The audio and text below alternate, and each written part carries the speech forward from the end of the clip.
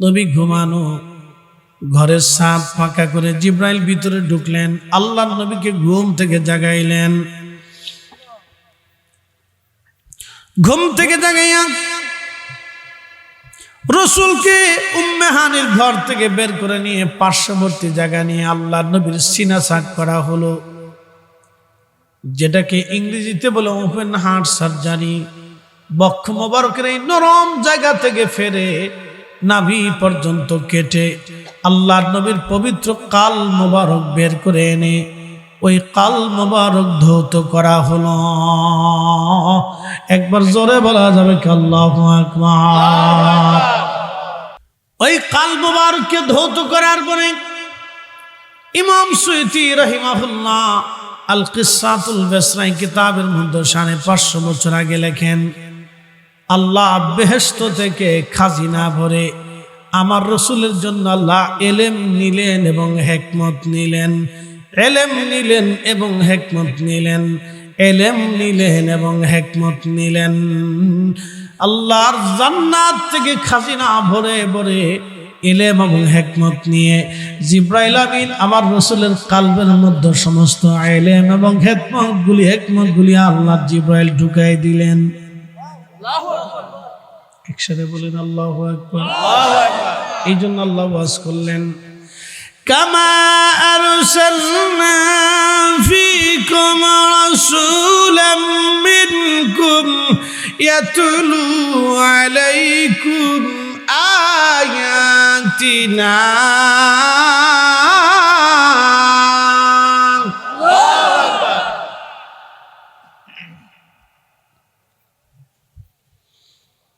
হাবিব আপনাকে দুনিয়াতে পাঠিয়েছি। কেন পাঠাইলাম ইয়া রাসূলুল্লাহ? কি জন্য পাঠাইলাম? 1 নম্বর, আপনাকে দুনিয়াতে পাঠিয়েছি হুজুর আপনি আমার আয়াত সমূহ তেলাওয়াত করে করে শোনাবেন, ওয়ায়ুযাক্কিকুম উম্মতকে আপনি পবিত্র বানাবেন, কুফরি থেকে পাক বানাবেন, নাপাকি শারাবি খারাবি হারামি ফায়সা কাজ থেকে আপনি উম্মতকে সরিয়ে একবারে রিফাইন করবেন। এই পানিটাকে একটা কোম্পানি রিফাইন করেছে, পরিচ্ছন্ন করে পানির যত দোষ আছে দোষগুলি বের করে দিয়ে এই পানিটাকে একবারে স্বচ্ছ বানিয়েছে। এই পানিটা একবারে ফ্রেশ, আর্সেনিক মুক্ত, আয়রন মুক্ত এবং এর ভিতরে যত ময়লা আবর্জনা আছে পরিষ্কার করে পানিটাকে একবারে ফ্রেশ করে বোতলজাত করে কোম্পানি আপনাদের হাতের নাগালে পৌঁছাই দিল, আপনারা যাতে পরিষ্কার পানি পান করেন। বন্ধু আল্লাহ ডাক দিলেন, হুজুর ওয়ায়ুযাক্কিকুম আপনার উম্মতকে আপনি রিফাইন করবেন, পরিষ্কার করবেন, একবারে ময়লা আবর্জনা যত আছে আপনার উম্মত থেকে বের করবেন। আপনার উম্মতের মধ্যে কোনো ময়লা রাখবেন না, ত্রুটি বিচ্যুতি রাখবেন না। এখন আপনারা বলেন এই পানি দিয়ে ওযু করলে ওযু হবে, এই 1 বোতল ফ্রেশ পানি দিয়ে ওযু করলে ওযু হয়ে যাবে, কিন্তু 1 বোতল পানির মধ্যে যদি 1 ফোঁটা পেশাব ছেড়ে দেন তাহলে এই পানি দিয়ে ওযু করলে কি ওযু হবে? হবিগঞ্জবাসী জান্নাত থেকে খাজিনা ভরে জিব্রাইল ইলম এবং হেকমত নিয়ে আসলেন। ইলম এবং হেকমত নিয়ে আসার পরে নবীজির কাল মোবারকের মধ্যে ঢুকিয়ে দিলেন। আবার কাল মোবারক জায়গায় বসাইয়া আল্লাহর নবীর পবিত্র বক্ষ সেলাই করে দেওয়া হলো। পৃথিবীর কত মানুষের ওপেন হার্ট সার্জারি হলো, রোগীকে অজ্ঞান করে ওপেন হার্ট সার্জারি করা হয়, কিন্তু আমার রসুলের ওপেন হার্ট সার্জারি করলেন ডাক্তার জিব্রাইল। আর আমার রসুল, আমার হাবিব, আমার নবীজি তখনও সজাগ। নবী দেখতেছে তার বক্ষ ফাড়া হয় এবং কাল বের করা হয়। একবার জোরে বলা যাবে কি আল্লাহু আকবার।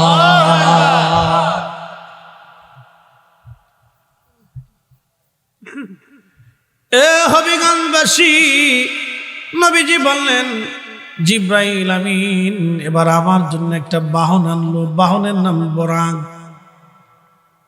দেখতে গাধার চাইতে বড়, খচ্চরের চাইতে ছোট একটা প্রাণীর নাম বরাক।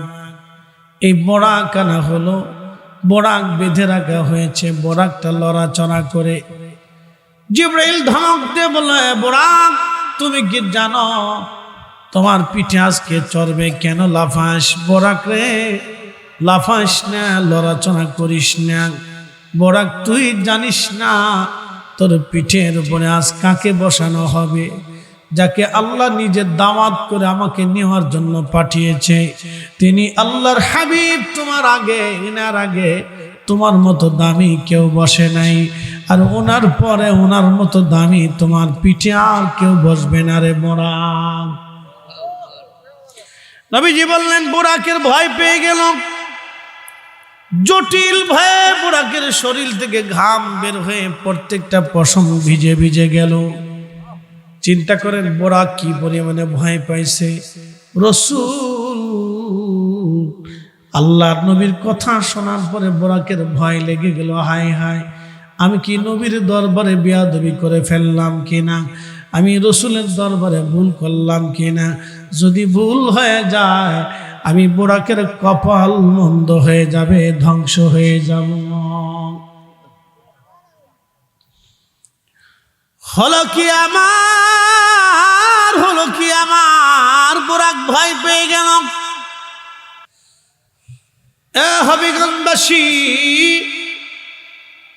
বোরাকের পিঠের উপরে নবী চললেন। নবীজি বলেন, আমি বোরাকের পিঠের উপরে চললাম। সুবহানাল্লাযী আসরা বিআবদিহি লাইলাম মিনাল মাসজিদিল হারাম ইলাল মসজিদিল আকসা।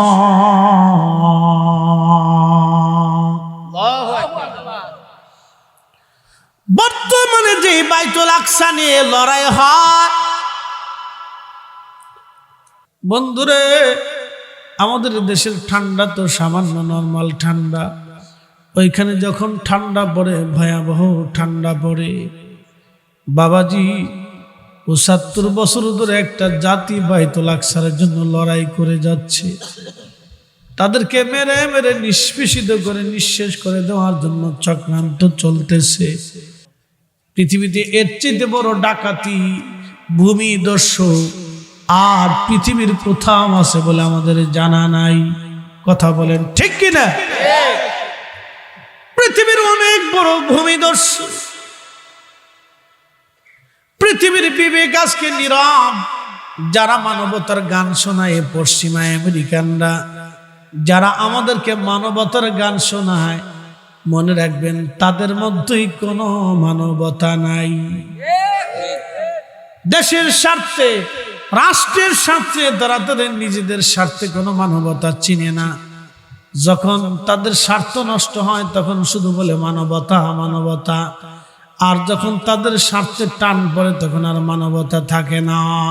এগুলি বন্ড ধার্মিক, বক ধার্মিক, এরা ইসলামের চিরশত্রু। কিয়ামত পর্যন্ত ইসলাম এদের সাথে যুদ্ধ করেই চলবে। কথা বলেন ঠিক না বেঠিক? হবিগঞ্জবাসী, আল্লাহর নবীকে মেরাজ শরীফে নিয়ে যাওয়ার জন্য জিবরাইল আমিনকে আল্লাহ পাঠাইলেন। আমার নবী উম্মে হানির ঘরের মধ্যে ছিলেন, মতান্তরে হাতিমে কাবা। হাতিমে কাবা যেখানে, উম্মে হানির ঘরও সেখানে। উম্মে হানির ঘরের মধ্যে নবী ঘুমানো। জিবরাইল আমিন আসলেন নবীকে নিয়ে যাওয়ার জন্যে। আপনি একটু চিন্তা করেন, আপনারা আমাকে যদি আনার জন্য ঢাকাতে যান যে হুজুর মাহফিল পর্যন্ত আপনাকে নিয়ে যাব, আবার আমরা নিজেরা পৌঁছাই দিব, তার অর্থ হলো আপনারা আমাকে সর্বোচ্চ প্রায়োরিটি দিয়েছেন, সম্মান দিয়েছেন। কেন? জোরে বলেন। পানি তার পাক হারিয়ে ফেলছে। কথা ঠিক আছে না? যার কারণে এই পানি দিয়ে অজু করলে অজু হবে না। পানি যদি পাক থাকতো তাহলে এটা দিয়ে অজু করলে এই পানি আপনাকে পবিত্র বানাইতো। যেহেতু পানি নিজেই না পাক, ওতে পানি দিয়ে, সেই পানি দিয়ে আপনাকে আর পবিত্র হওয়ার কোনো সুযোগ নেই। আল্লাহ বলেন ওয়ায়ুযাক্কিকুম, ও নবী আপনি পাক, আপনাকে পাক বানানোর জন্য পাঠিয়েছি। এই জন্য আমরা সুন্নিদের আকীদা রাসূল পাক। কথা বলেন ঠিক না বেঠিক? রসুল, জোরে বলেন রসুল পাক, একসাথে বলেন রসুল পাক। নবীকে পাক কে বানাইছে? আল্লাহকে কে পাক বানাইছে? আল্লাহ নিজেই পাক, তিনি পাক, কিন্তু রসুলকে আল্লাহ পাক বানাইছে। একসাথে বলবেন আল্লাহু আকবার। আমাদের দেশে একদম আছে আমিন, আমিন নিয়ে তাদের সাথে আমাদের তেমন করে ঝগড়া না। হেরেমে শাফি মাযহাবের অনুসারী যারা, তারা আমিন জোরে বলে, বাইতুল আকসাতেও বলে, দুই হারামাইনেও তারা জোরে বলে। পৃথিবীর অনেক মসজিদে আমিন জোরে হয়। আমিন নিয়ে তাদের সাথে আমাদের মূলত তেমন ঝগড়া না, এটা সুন্নতের মাসালা, মুস্তাহাবের মাসালা। কিন্তু তাদের সাথে ঝগড়া হচ্ছে বিশ্বাস নিয়ে, আকীদা নিয়ে। তারা বলে রসুল পাক হতে পারে না, আল্লাহ পাক, রসুলকে পাক বললে শিরিক হয়ে যাবে। আমরা বলি না, রসুলকে পাক মনে না করলে কোরআনের সিদ্ধান্তের বিরুদ্ধ হবে। আল্লাহ তার রসুলকে পাক করেছে, কথা বলেন ঠিক না বেঠে? তাহলে আমাদের আকীদা ঠিক আছে কিনা? আয়ুযাক্কিকুম ওয়া ইউআল্লিমুকুমুল কিতাবা ওয়াল হিকমা। ও নবী, আপনি উম্মতকে আরো একটা জিনিস শিখাবেন, কিতাব শিক্ষা দিবেন। আচ্ছা, রসুল যদি পড়ালেখা না পড়ে তো নবী কিতাব কেমনে শিখাবে? ওয়া ইউআল্লিমুকুমুল কিতাবা ওয়াল হিকমা, এবং হিকমত শিক্ষা দিবেন। রসুলের যদি হিকমত না থাকে তাহলে হিকমত কি করে শিখাবেন? তার মানে রসুল কি দুনিয়ার কারো কাছ থেকে হিকমত কিতাব শিখেছে? উনি কার কাছ থেকে শিখেছে? সরাসরি আল্লাহর কাছ থেকে, কথা বলেন ঠিক কিনা? এরপরে কোরআনে আরো আল্লাহ বলতেছে ওয়া ইউআল্লিমুকুম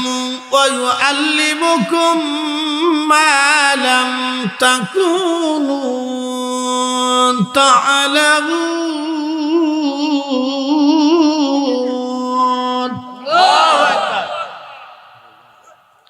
কোরআন শরীফ ভালো লাগে? যারা বলেন কোরআন শরীফ ভালো লাগে, লাগারই কথা। ওয়া ইউআল্লিমুকুম মা লাম তাকুনু তা'লামুন।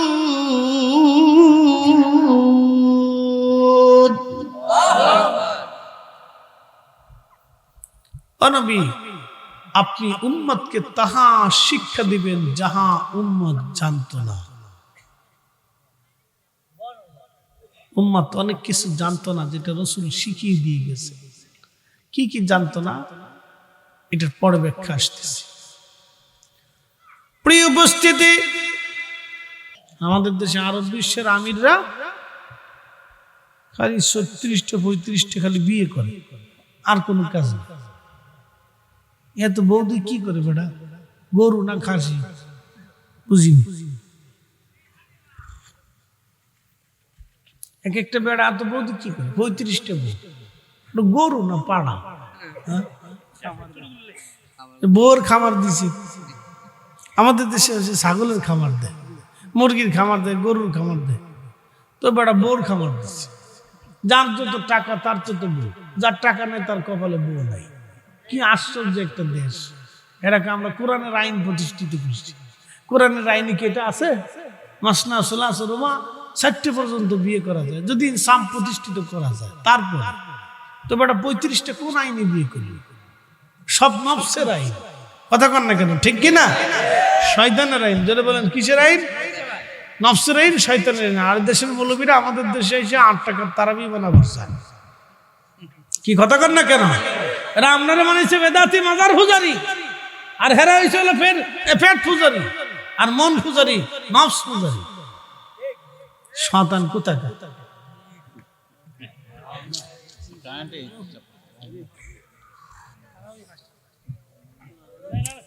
কারেন্টে কয় হুজুর আপনি একটু চা খেয়ে এলেন,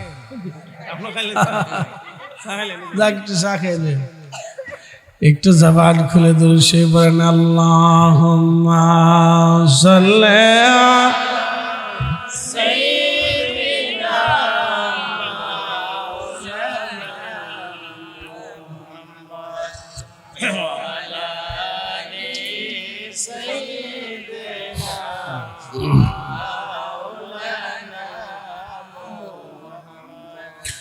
উড়ে যাও রে মাহফিলের হাওয়া,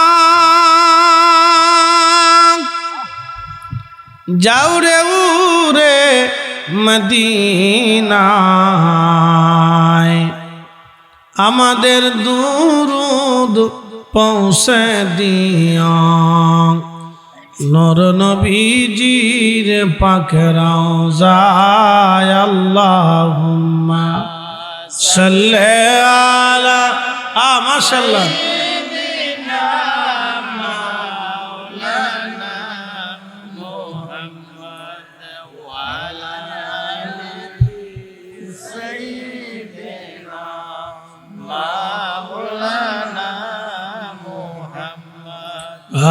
আল্লাহ আল্লাহ আল্লাহ, জবান খুলে আল্লাহ আল্লাহ আল্লাহ আল্লাহ আল্লাহ আল্লাহ আল্লাহ আল্লাহ আল্লাহ আল্লাহ আল্লাহ আল্লাহ আল্লাহ, নবীজির গোলামের দেখা দিবানি আল্লাহ আল্লাহ আল্লাহ আল্লাহ রে দেখা দিবানি গো নবীজি কোন সাধনে পাইব তোমায় আল্লাহ আল্লাহ আল্লাহ আল্লাহ আল্লাহ আল্লাহ আল্লাহ আল্লাহ আল্লাহ আল্লাহ আল্লাহ আল্লাহ আল্লাহ, মনের যত পশু গমন ভক্তি করতই দুই চরণ আল্লাহ মালা সায়াদি তঙ্গা আই গো নবীজি কোন সাধনে পাইব তোমায় আল্লাহ আল্লাহ আল্লাহ আল্লাহ আল্লাহ আল্লাহ আল্লাহ আল্লাহ আল্লাহ আল্লাহ আল্লাহ, না খালিয়ার বাগাসে মা খাদিজার দয়াসে বকরি চারান বন জঙ্গলা আই ঘো নবীজি কোন সাধনে পাইব তোমায় আল্লাহ আল্লাহ আল্লাহ আল্লাহ আল্লাহ আল্লাহ আল্লাহ আল্লাহ আল্লাহ আল্লাহ আল্লাহ আল্লাহ আল্লাহ আল্লাহ আল্লাহ আল্লাহ আল্লাহ আল্লাহ, এই শাহমস্তা মুঝে যায়া দেখা হযরত খাদিজা জীবন যৌবন সঁপিল আপনা আই গো নবীজি কোন সাধনে পাইব তোমায় আল্লাহ আল্লাহ আল্লাহ আল্লাহ আল্লাহ আল্লাহ, তুলা মেরে দেখা দিবানি গো নবীজি কোন সাধনে পাইব তোমায় আল্লাহ আল্লাহ আল্লাহ আল্লাহ আল্লাহ আল্লাহ, সালাত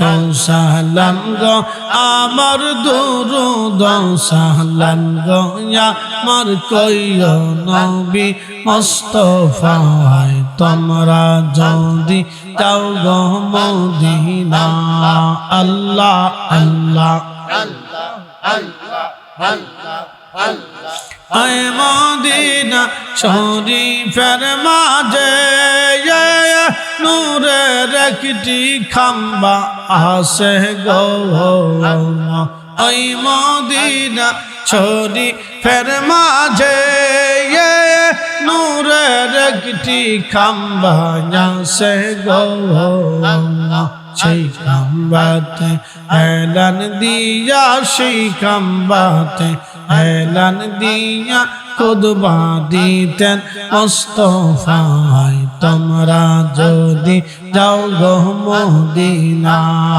আল্লাহ আল্লাহ, জবান খোলে আওয়াজ তুলে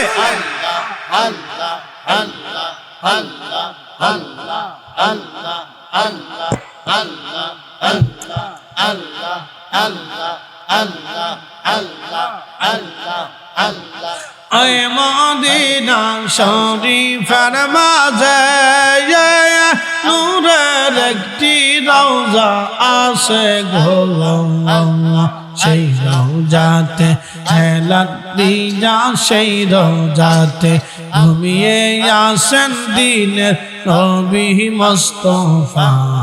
তোমরা যদি যাও গো মদিনা, আল্লাহ আল্লাহ আল্লাহ আল্লাহ আল্লাহ আল্লাহ আল্লাহ আল্লাহ আল্লাহ তো সালাম গো আমার দরুদ সালাম গো আমার কইও নবী মুস্তাফায়। তোমরা যদি যাও রে মদিনা, আল্লাহ আল্লাহ আল্লাহ আল্লাহ আল্লাহ আল্লাহ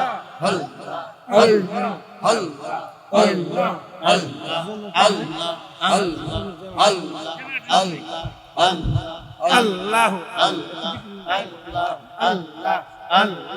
আল্লাহ আল্লাহ আল্লাহ পাগলা রে ডুবলো বেলা দেখনা চাহিয়া, আল্লাহ আল্লাহ আল্লাহ আল্লাহ আল্লাহ আল্লাহ আল্লাহ আল্লাহ পর পারের ডাক মরিলে, পর পারের ডাক মরিলে পার হবি তুই কি দিয়া, পার হবি তুই কি দিয়া ডুবলো বেলা দেখনা চাহিয়া, আল্লাহ আল্লাহ আল্লাহ আল্লাহ আল্লাহ আল্লাহ আল্লাহ আল্লাহ আল্লাহ সাদের জীবন হেলায় হেলায় শেষ হইতে চলিল, নামাজ রোজা জিকির ফিকির কিছুই নাহি হইল, রং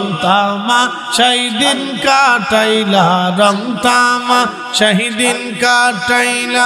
আল্লাহর তালাশ করলা না, আল্লাহর জিকির করলা না, ডুবলো বেলা দেখনা চাহিয়া, আল্লাহ আল্লাহ আল্লাহ আল্লাহ আল্লাহ আল্লাহ আল্লাহ আল্লাহ আল্লাহ আল্লাহ আল্লাহ আল্লাহ আল্লাহ আল্লাহ আল্লাহ আল্লাহ আল্লাহ আল্লাহ আল্লাহ পাগলা রে ডুবলো বেলা দেখনা চাহিয়া, আল্লাহ আল্লাহ আল্লাহ আল্লাহ পারের ডাক মরিলে, পার পারের ডাক মরিলে পার হবে তুই কি দিয়া, পার হবে তুই কি দিয়া ডুবলো বেলা দেখনা চাহিয়া, আল্লাহ আল্লাহ আল্লাহ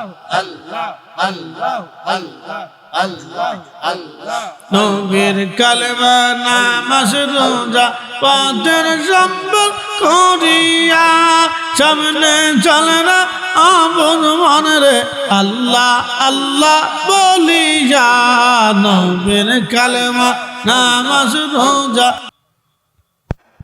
আল্লাহ তার রসুলকে সর্বশ্রেষ্ঠ মাকাম ওয়ালা বানিয়েছেন, যেই মাকামের পরে আর কোন মাকাম নাই। তাহলে আপনি বুঝুন তো, পৃথিবীর যত ডিসি, পৃথিবীর যত এসপি, পৃথিবীর যত নগর প্রধান, পৃথিবীর যত রাষ্ট্রপ্রধান, পৃথিবীর যত প্রেসিডেন্ট, পৃথিবীর যত প্রধানমন্ত্রী, পৃথিবীর যত সেকশন প্রধান, সব কিয়ামতের ময়দানে আল্লাহর সামনে মাথা নত করে উলঙ্গ হয়ে থরথর করে কাঁপতে থাকতে, উইদাউট মুহাম্মদ রাসূলুল্লাহ সাল্লাল্লাহু আলাইহি ওয়াসাল্লাম। আল্লাহ তার রাসূলকে আরশে মুআল্লার ডানে পবিত্র আসনে আসীন করে সুন্দর আলিশান মহা সম্মানের পোশাকে আচ্ছাদিত করে আল্লাহ মহা মুকুট পরিয়ে সর্বোচ্চ সম্মানের শিখরে আরোহণ করে রাসূলকে সম্মান দিবে। জোরে জোরে জোরে বলেন, জোরে বলেন ইয়া রাসূলুল্লাহ। আপনি শুধু এতটুকুনি বুঝে যান তার শান কত। আমাকে সারা রাত দলিল দিয়ে বুঝাইতে হবে, শুধু একটা শব্দ থেকে বুঝবেন, মাকাম মাহমুদা, সর্বোচ্চ মাকাম। এই মাকামের পরে আর কোন মাকাম নেই, এই মাকামের পরে আর কোন মাকাম। আর সেই মহিষারে সব মানব জাতি সেজদায় পড়ে থরথর করে কাঁপবে, ফেরেশতারা কাঁপবে, জিনেরা কাঁপবে। শুধু নবীরা সেজদায় পড়ে কাঁদবে না, কিন্তু তারা চিন্তিত থাকবে, গুনার জন্য না, আল্লাহর কাহারিয়াতের জন্য নবীরা চিন্তিত থাকবে যে আল্লাহকে আজকে কেমনে খুশি করা যায়। একসাথে বলবেন আল্লাহু আকবার। আহলে সুন্নাত ওয়াল জামাতের আকীদা, নবীরা নিষ্পাপ, অতএব তারা চিন্তিত হবে না, কিন্তু তারা পেরেশান থাকবে যে আল্লাহকে কেমনে খুশি করা যায়। এই পেরেশানিতে তারা অস্থির থাকবে যে আল্লাহকে আজকে কেমনে খুশি করা যায়। প্রিয় উপস্থিতি, সুদিয়া খোলাবাসী খুব মনোযোগ দিবেন। আশেপাশের যারা আসছেন মাহফিলে, চরনুর আহমদ পূর্ব বাঙ্গুনিয়া সুদিয়া খোলা যৌথ উদ্যোগে আজকের নবম বার্ষিক মাহফিল। বন্ধু যারা যে যেখান থেকে আসছেন কথাগুলি শুনে যাবেন। আজ আমি কোরআন শরীফ থেকে একটা আয়াত কারিমা তেলাওয়াত করেছি। এটা রজব মাস, যেহেতু রজব সেহেতু আজকে নবীজির মেরাজের আংশিক আলোচনা আপনাদের সামনে তুলে ধরব। আল্লাহর নবীর জীবনের সর্বশ্রেষ্ঠ আশ্চর্য ঘটনার নাম হলো মেরাজ। যারা মেরাজ বুঝবে তারা নবী বুঝবে, যারা মেরাজ বুঝবে না তারা নবী বুঝবে না, ঠিক কিনা? দিকে দিকে হাসি, লোকে লোকে খুশি, চল সে নবী মেরাজে, চল সে নবী মেরাজে। দিকে দিকে হাসি, লোকে লোকে খুশি, চল সে নবী মেরাজে, চল সে নবী মেরাজে। এ স্মৃতির দোলা জাগে চাঁদ সিতারা জেগেছে, ধুলোকে ভুলোকে চলছে নবী মেরাজে। দিকে দিকে হাসি, লোকে লোকে খুশি, চলছে নবী মেরাজে, চলছে নবী মেরাজে।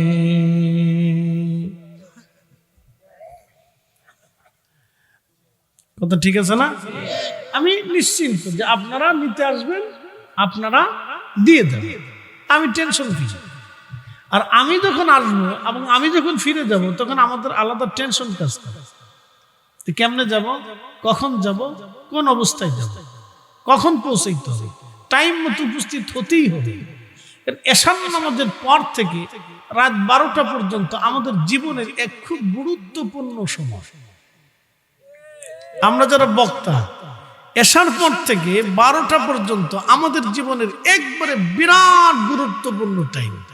বাকি সময়গুলি আমরা এই গল্প গুজব করলেও সমস্যা নেই, কিন্তু এই টাইমটা আমাদের জীবনের একবারে গুরুত্বপূর্ণ সময়।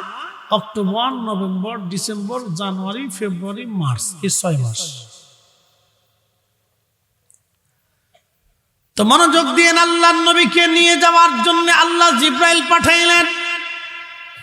একসাথে বলবেন আল্লাহু আকবার। আল্লাহু আকবার। বনের যত পশুগণ ভক্তি কর তুই দুই চরণ, মেঘমালা ছায়া দিত গাই গো নবীজি কোন সাধনে পাইব তোমায় গোলামের দেখা দিবানি গো নবীজি কোন সাধনে পাইব তোমায়। কষ্ট হচ্ছে আপনাদের? বোঝা যায় তো? তাহলে বসে এটা বোঝার দরকার। মেরাজটা বড় আশ্চর্য।